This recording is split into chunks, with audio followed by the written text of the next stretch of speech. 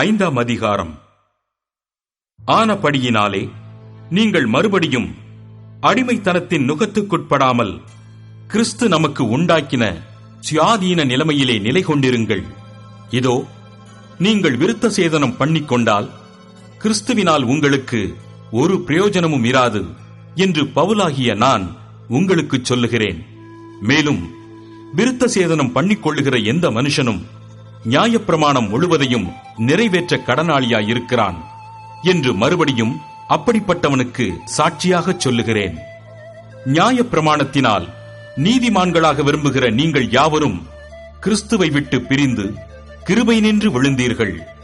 நாங்களோ நீதி கிடைக்கும் என்று ஆவியை கொண்டு விசுவாசத்தினால் நம்பிக்கையோட காத்திருக்கிறோம்.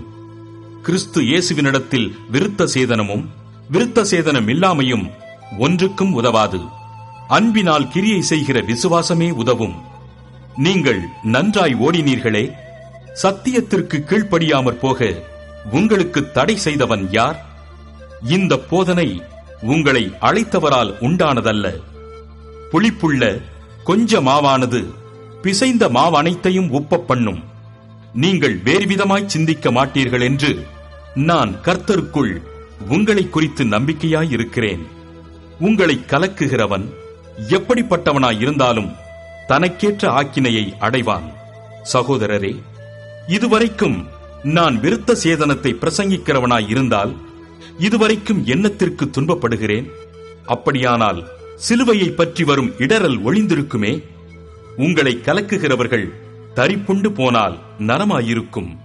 சகோதரரே, நீங்கள் சுயாதீனத்திற்கு அழைக்கப்பட்டீர்கள். இந்த சுயாதீனத்தை நீங்கள் மாம்சத்திற்கேதுவாக அனுசரியாமல் அன்பினாலே ஒருவருக்கொருவர் ஊழியம் செய்யுங்கள். உன்னிடத்தில் நீ அன்பு கூறுவது போல பிறனிடத்திலும் அன்பு கூறுவாயாக என்கிற இந்த ஒரே வார்த்தையிலே நியாயப்பிரமாணம் முழுவதும் நிறைவேறும். நீங்கள் ஒருவரையொருவர் கடித்து பட்சித்தீர்களானால் அழிவீர்கள்.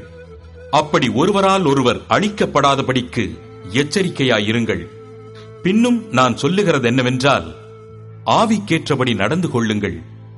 அப்பொழுது மாம்ச இச்சையை நிறைவேற்றாதிருப்பீர்கள்.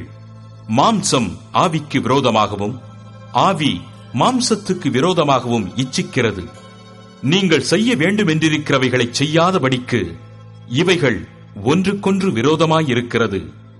ஆவியினால் நடத்தப்படுவீர்களானால் நீங்கள் நியாயப்பிரமாணத்திற்கு கீழ்ப்பட்டவர்கள் அல்ல.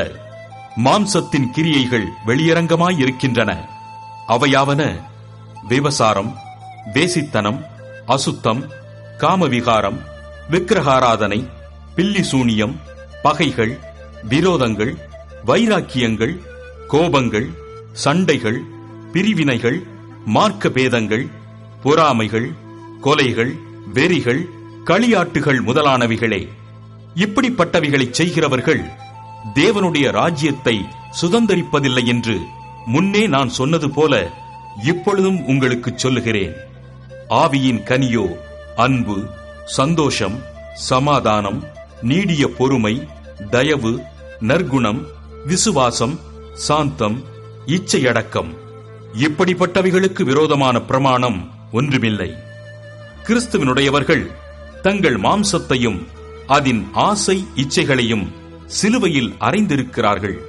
நாம் ஆவியினாலே பிழைத்திருந்தால் ஆவிக்கேற்றபடி நடக்கவும் கடவோம்.